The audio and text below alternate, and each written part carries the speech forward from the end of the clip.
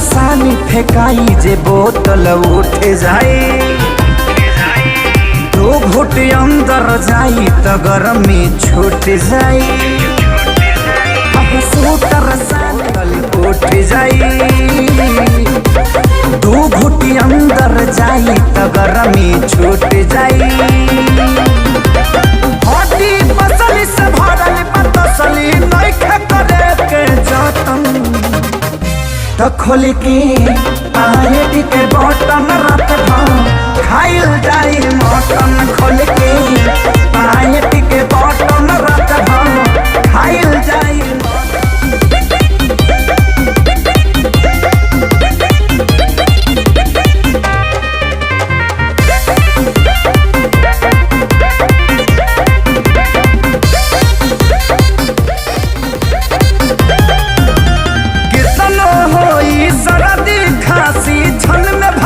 हो जाई।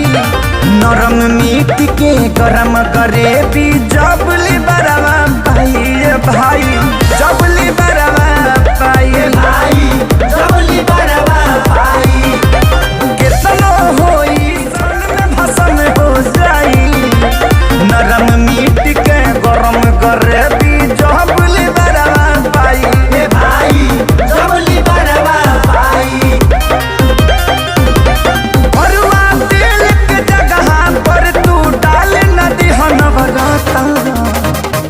तो खोल के पायट के बटन जाते खाइल जाई मटन। खोल के पायट के बटन जाते खाइल जाई मटन।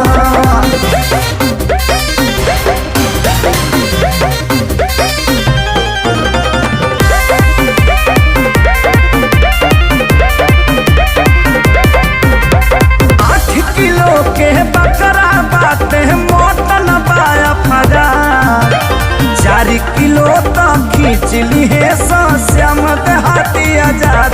एक बेर खइलो के बाद, एक बेर खइलो के बाद।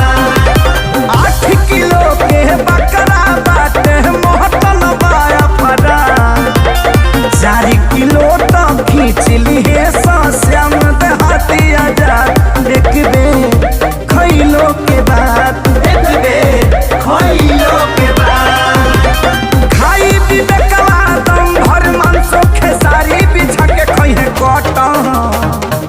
तो खोल के पायट के बटन जाते खाइल जाई मटन। खोल के पायट के बटन जाते खाइल जाई मटन। पैट खुला तले के मुंह से खाई के बाबू।